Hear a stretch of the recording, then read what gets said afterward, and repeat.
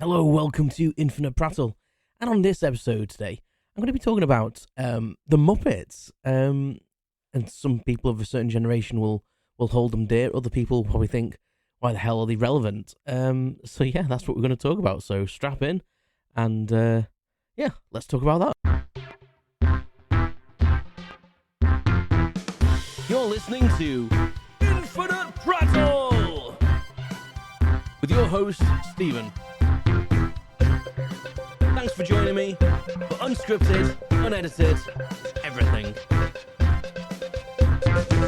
Welcome to the episode. So the Muppets. So, firstly, how are you? I hope you're doing really well. Yeah, I should say that. I forget to do that quite a lot, so I apologise. Thank you for listening as well.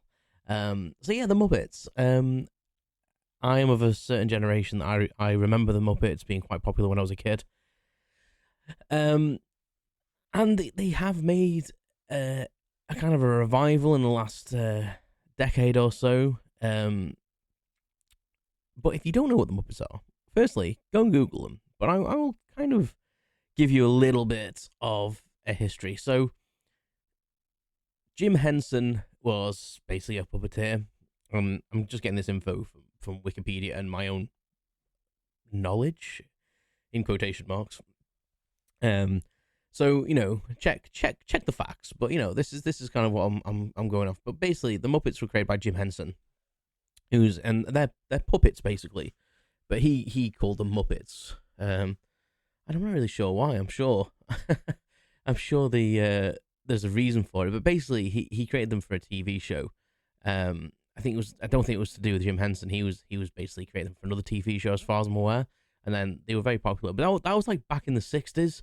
When he kind of created his first one, and then it kind of branched out from there, really. He obviously created the Jim Henson company and the Puppet Workshop and all that sort of stuff, and they've worked on many, many films. Like, so they're famous for, obviously, all the Muppet films and Sesame Street. Because Sesame Street are technically Muppets. But I don't know if they call themselves Muppets on Sesame Street, because it's like a kids thing, but they are Muppets, and it was Jim Henson's company that did that.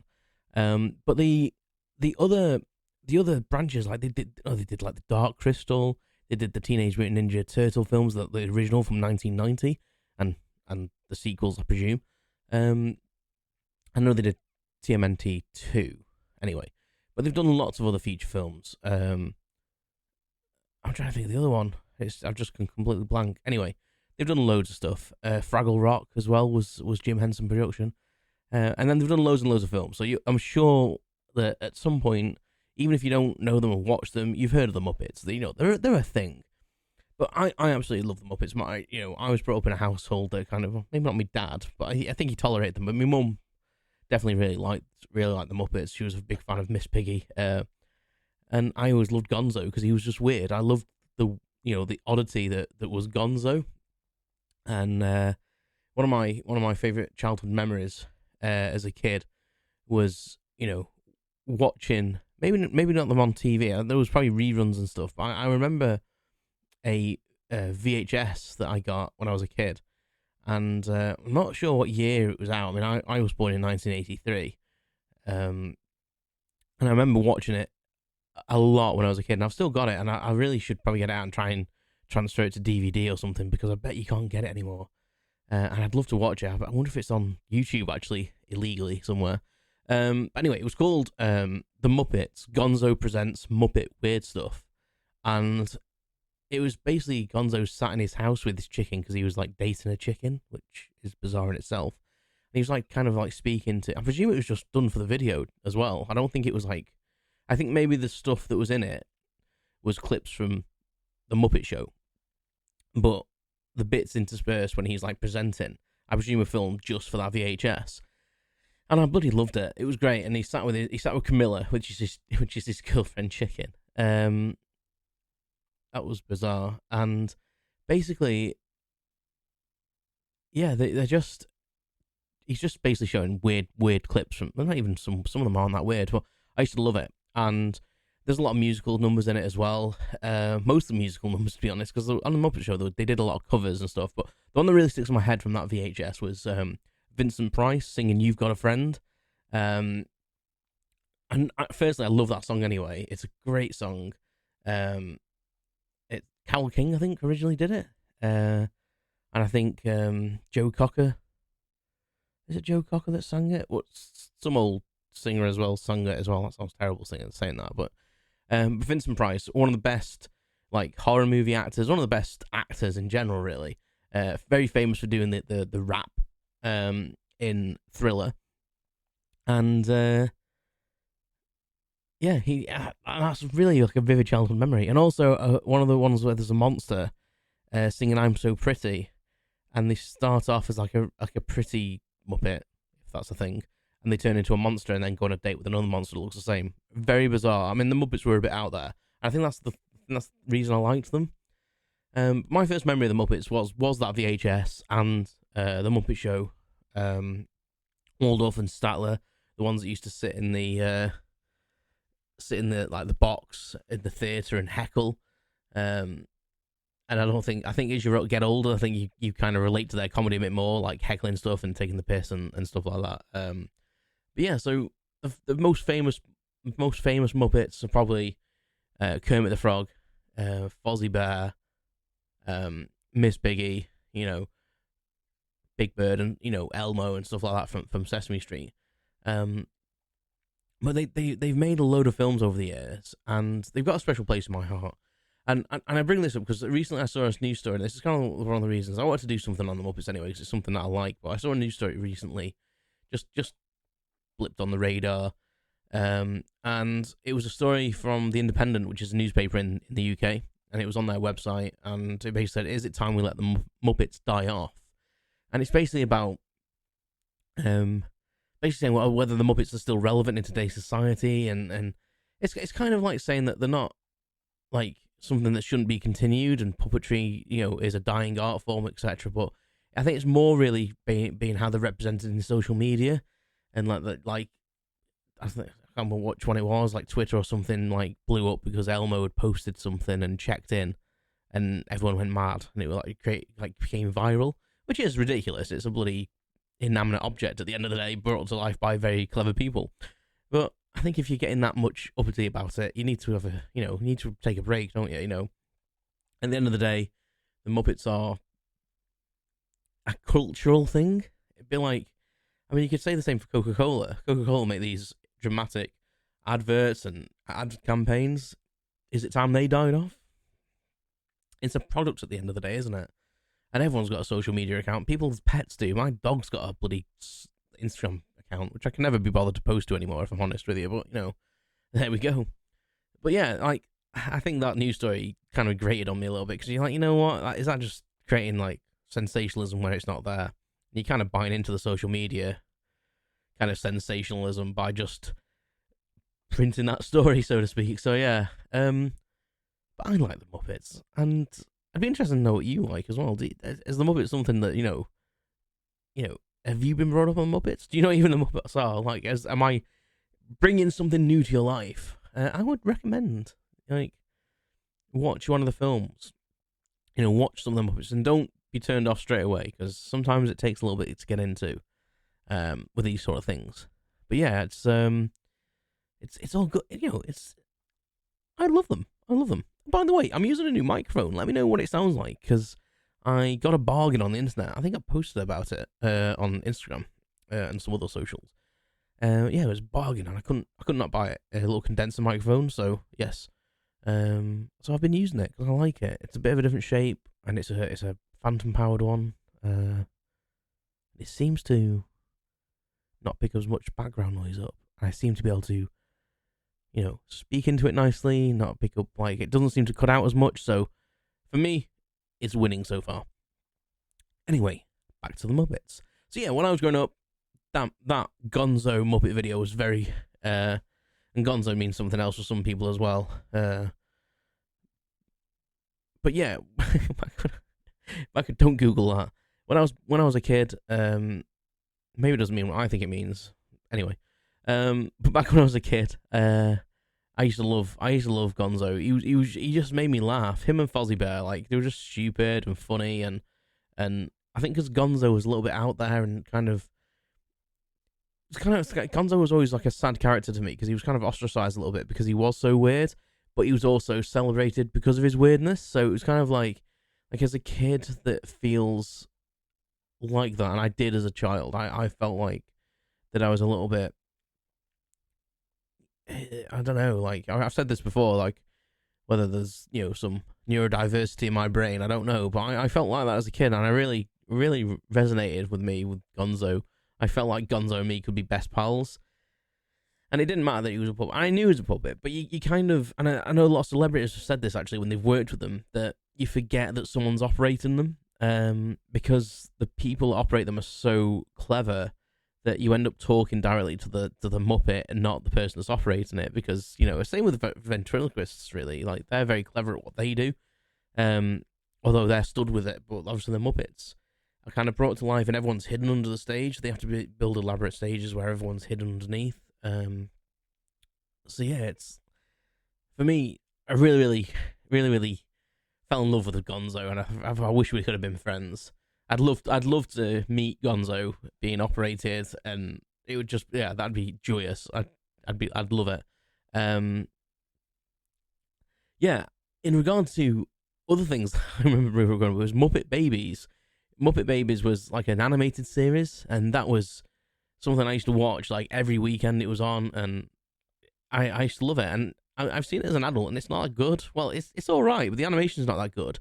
But basically all that was drawings of the Muppets, but as kids in this nursery, and then they'd use their imagination to go on adventures, and and it was a strange program, but again. As a kid, that's how you play, isn't it? Like, that's what you do as a child. Like, you're in your little area, you're in your little room, you're in your zone, and that's how you play. You use your imagination. And so I really liked Muppet Babies as a cartoon. But to say the animation, looking back, probably wasn't that great. But it was probably one of the things that was very cheaply produced and pushed out, and it was more about the idea rather than high level production. Sorry to anyone if they're listening that worked on that. I still loved it. But yeah, I think they really got big, like, in the 70s, where they got their own. Sesame Street, I think, came out first in the late 60s, and then the Muppet Show came out in the 70s.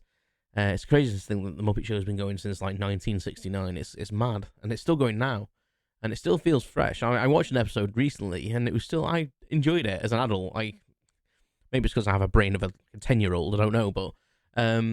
But yeah, I really remember as a kid, like, watching these Muppet shows and just thinking how zany and great it was. But then they used to have loads of celebrities guests. It was like when it got popular, like, there was a queue of people like trying to get on there. Like, you name it, they appeared on the Muppet Show. It was kind of like The Simpsons of its day, where there's a list of waiting list of people to appear in a Simpsons episode, and this was very much like a very similar thing. Yeah, I don't remember. I don't remember seeing the films when I was a kid, to be honest. I remember seeing which one do I remember seeing first? Probably Christmas Carol was probably one of the first ones I remember. I remember watching Muppets Takes Manhattan when I was a kid, but I don't remember actually. I remember my mum sat watched it with me, but I actually don't remember watching it. If you know what I mean, that sounds stupid, but I remember that we did watch it. But I don't really recall the story, and I've watched it since, and I still can't recall the story, but. The one that really, I watch it every year at Christmas as well, is Muppet Christmas Carol. It's basically a Christmas Carol, Dickens' Christmas Carol, but told with Muppets. And Michael Caine plays Scrooge, and it's brilliant, and it's a musical, and it's amazing. And then Muppet Treasure Island came out in 1996. So Muppet Christmas Carol was 92. Treasure Island came out in 96. Again, that used to be the film I used to watch if I was ill. It's brilliant. It's funny. God, what's he called? Oh, God. Oh, he's going to kill... Oh, Long John Silver was played by... the guy that's in Rocky Horror Show who plays Frankenfurter. I can't think of his name. Him, anyway. Oh my God, that's so annoying. And he's brilliant in it. It's just amazing.